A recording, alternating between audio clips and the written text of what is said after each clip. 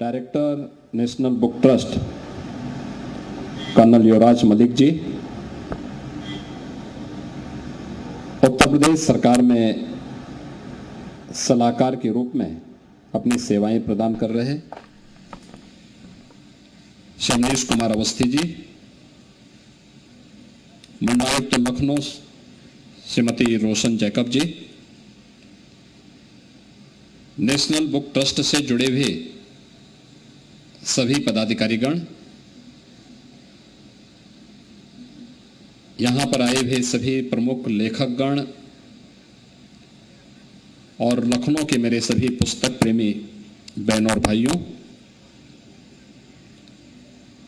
मैं सबसे पहले नेशनल बुक ट्रस्ट को गोमती पुस्तक महोत्सव के लिए हृदय से धन्यवाद देते हुए करता हूं।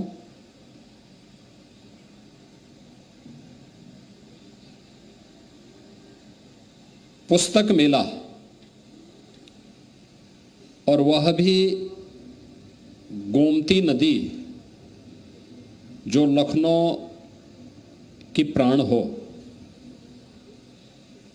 उसके तट पर यह एक अभिनव प्रयास है। और मैं नेशनल बुक ट्रस्ट और उत्तर प्रदेश शासन से जुड़े हुए हमारे लखनऊ विकास प्राधिकरण, लखनऊ प्रशासन, इन सभी को हृदय से इस अभिनव प्रयास के लिए धन्यवाद देता हूं। बहनों और भाइयों, हम सब जानते हैं भारत की परंपरा प्राचीन काल से ही ज्ञान के प्रति आग्रही रही है। ज्ञान की ये परंपरा श्रीमद् भगवत गीता में भी नहि ज्ञाने न सदृश्यम पवित्रम में विद्यते, किस भाव के साथ हम सबको एक नई प्रेरणा प्रदान करता है। अभी यहां पर नेशनल बुक ट्रस्ट के अध्यक्ष प्रोफेसर मिलन मराठी जी ने जो बातें कही, एक चैलेंज हम सबके सामने जरूर आया है, और वो आया है कि आज के इस डिजिटल युग में हम अधिकाधिक स्मार्टफोन में कैद होकर के रह गए हैं। टेक्नोलॉजी का इस्तेमाल पहले मनुष्य करता था, अब वहां उस स्थिति पर हम पहुंच रहे हैं जब टेक्नोलॉजी हमारा इस्तेमाल करने लग गया है, और हमें इससे बचना होगा। एक एवरेज युवा के 24 घंटे के कार्यक्रमों को अगर हम देखते हैं तो लगभग उसके 6 घंटे अपने स्मार्टफोन पर या डिजिटल प्लेटफॉर्म पर व्यतीत होते हैं। यानी वह अपने जीवन का एक चौथाई हिस्सा वह अगर किसी सार्थक प्रयास के लिए लगाएं तो उसके लिए भी, उसके स्वास्थ्य के लिए भी, और समाज और राष्ट्र के लिए भी उपयोगी हो सकता है। और यही कारण है अच्छा लेखन, उन अच्छे लेखकों की कृतियों के प्रति आम जनमानस का जो रुझान होना चाहिए, उस रुझान में कमी देखने को मिली है। हमें फिर से ऐसी कालजयी रचना को आगे बढ़ाने के लिए लेखकों को भी प्रोत्साहित करना होगा, और साथ साथ पाठकों को भी उसके प्रति जोड़ने के लिए तैयार होना होगा। और इसीलिए मैंने अभी कुछ देर पहले जब हम लोग यहां पर बच्चों के साथ मेरा संवाद चल रहा था, तो मैंने उनसे यही कहा, प्रयास होना चाहिए परंपरागत पाठ्यक्रम के साथ साथ कुछ ऐसी रचनात्मक पुस्तकों को भी हम बच्चों को दें जो उसके मन में एक नई भावना का जागरण कर सके। याद रखना, भारत की जो परंपरा थी मूल रूप से वह श्रुति परंपरा थी, श्रवण की परंपरा थी। एक कालखंड के बाद हमारे ऋषि परंपरा को इस बात का एहसास हुआ होगा कि एक समय ऐसा भी आएगा कि जब लोग इस परंपरा के प्रति उतना आग्रही न बन पाए, तो यही लखनऊ के पास सीतापुर के नैमिषारण्य में भारत की पूरी वैदिक ज्ञान की परंपरा को हजारों ऋषि मुनियों ने अपने चिंतन से, अपने मनन से एक लिपिबद्ध स्वरूप दिया था और नैमिषारण्य एक तीर्थ के रूप में विकसित हुआ। आप याद करिए, भारत की वैदिक ज्ञान की परंपरा को जिस भूमि पर लिपिबद्ध किया गया वो आज हमारे लिए एक तीर्थ बन गया। लेकिन एक लेखक अच्छी कालजयी रचना देता है तो हम उसके प्रति सम्मान का भाव व्यक्त नहीं कर पाते। उसकी कृति को घर घर तक पहुंचाने का जो कार्य होना चाहिए वह हम लोग करने में कोताही बरतते हैं। भारत की परंपरा तो इसके साथ जुड़ी रही है। हमारे यहां श्रवण, मनन और निधिध्यासन की एक परंपरा रही है, यानी सुनना, फिर उसका मनन करना और फिर उसका जो अच्छा है उसको अपने जीवन में आचरित भी करना। इस महान परंपरा के हम वारिस हैं और उस परंपरा को विस्मृत करके हम लोग जिस डिजिटल युग की तरफ जा रहे हैं, टेक्नोलॉजी का उपयोग हम करें ये अच्छी बात है, लेकिन टेक्नोलॉजी हमारा इस्तेमाल करने लग जाए और हम टेक्नोलॉजी के दास बन जाएं, यह किसी भी देश और समाज के लिए अच्छा नहीं है। और इसीलिए प्रधानमंत्री जी ने एक बात कही और वह बात उन्होंने कही कि when citizens read the country leads, यानी जब लोग पढ़ते हैं तो देश बढ़ता है, आगे बढ़ता है। और उसको आगे बढ़ाने के लिए ही हम सबको उन कृतियों की ओर जाना पड़ेगा। और उत्तर प्रदेश तो इस दिशा से बहुत सौभाग्यशाली है कि हम लोगों ने आम जनमानस की सुविधा के लिए वैदिक संस्कृत को व्यवहारिक संस्कृत में देने के लिए महर्षि वाल्मीकि उत्तर प्रदेश की धरती में पैदा हुए और उन्होंने रामायण जैसी कालजयी रचना, दुनिया का पहला महाकाव्य उन्होंने रामायण के माध्यम से दिया था। समय के अनुरूप जब लोगों को लगा कि नहीं, अब संस्कृत के अलावा और भी व्यवहारिक चीज आनी चाहिए, तुलसीदास जी के बारे में कहते हैं कि तुलसीदास जी ने जब रामायण की रचना संस्कृत में करनी प्रारंभ की तो जितना लिखते थे उतना गायब हो जाता था।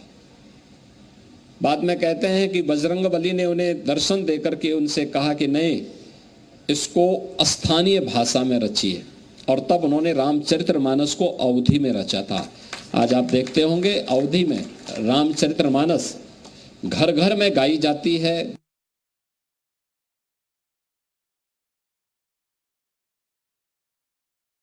अवधी में रामचरितमानस घर घर में गाई जाती है, घर घर में उसका वाचन होता है। हम लोग उस परंपरा के वारिस हैं जहां सामान्य दिनों की बात तो दूर, युद्ध भूमि में भी जब दो सेनाएं आमने सामने खड़ी हों तब दुनिया का सर्वश्रेष्ठ ग्रंथ रचा जाता है। और श्रीमद् भगवत गीता के रूप में वह आज भी 5000 वर्षों से हम सब के लिए एक नई प्रेरणा का केंद्र बना हुआ है। कुरुक्षेत्र धर्म क्षेत्र हो गया। आज भी कौन ऐसा सनातन धर्मावलंबी होगा, नहीं होगा कि जो कुरुक्षेत्र जाकर के वहां पर उस कोप में स्नान करने की इच्छा न रखता हो। यानी उस महान परंपरा के हम वारिस हैं और वह महान परंपरा आज अपनी पुस्तकों से भाग रहा है। और यही कारण है कि हम डिजिटल युग में टेक्नोलॉजी के कितने दास हो चुके हैं कि आज बच्चों को गिनती नहीं आती, टेबल नहीं आदत उनको आती है। अगर कुछ आप उनको जोड़ने के लिए दे देंगे तो वो कहेगा कि साहब मैं थोड़ा कैलकुलेटर देख लूं, अपना स्मार्टफोन निकाल लूं। एक समय था ऐसा नहीं था।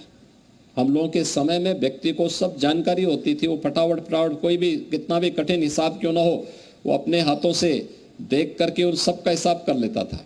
आज हम धीरे धीरे करके उससे विमुख होते जा रहे हैं और नेशनल बुक ट्रस्ट ने उत्तर प्रदेश सरकार के साथ मिलकर के एक पहल की है। एक अच्छी पहल है ये। इस पहल को हमें घर घर तक पहुंचाना है और मैंने जिला प्रशासन से भी कहा है। हमारा एक तो मैं कहूंगा कि चिंतन की परंपरा को हमें विकसित करना होगा। कुछ कालजयी रचनाएं देनी पड़ेंगी। आवश्यक नहीं कि किसी एक विषय को लेकर के दें, अलग अलग विषयों को लेकर के। वह युवाओं के लिए हो सकती है, बुजुर्गों के लिए हो सकती है, बच्चों के लिए हो सकती है, किसानों के लिए हो सकती है, श्रमिकों के लिए हो सकती है, उद्यम के लिए, उद्यमशीलता के लिए हो सकती है। अन्य तमाम ऐसे सेक्टर हैं, हर एक सेक्टर में कुछ न कुछ एक नई शुरुआत हो सकती है और उस नई शुरुआत के लिए लोगों के अंदर रुचि पैदा करना। आज की आवश्यकता क्या है? पुस्तक मेले उसके उदाहरण बनने चाहिए। लोग किस प्रकार की पुस्तकों को पसंद कर रहे हैं।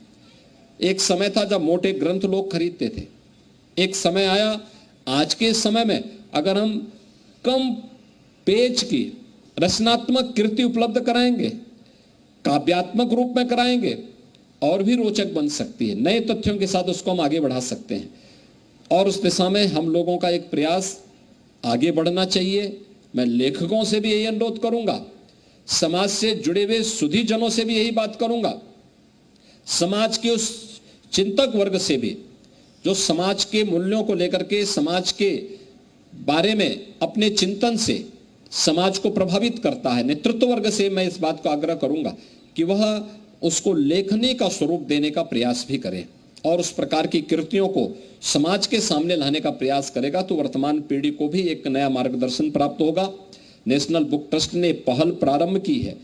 लखनऊ में 3रा संस्करण गोमती नदी के तट पर गोमती पुस्तक महोत्सव के रूप में है। गोमती हमारे लिए केवल एक नदी नहीं है, यह एक संस्कृति, हमारे यहाँ नदी एक संस्कृति के रूप में मान्य रही है और उस संस्कृति को हम लोगों ने अपनी सभ्यता के साथ जोड़ा है।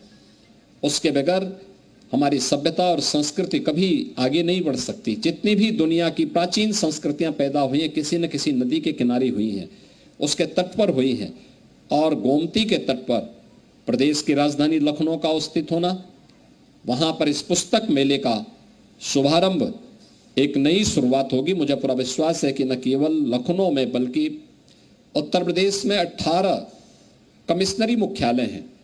इन सब में नेशनल बुक ट्रस्ट को इस प्रयास को आगे बढ़ाना होगा।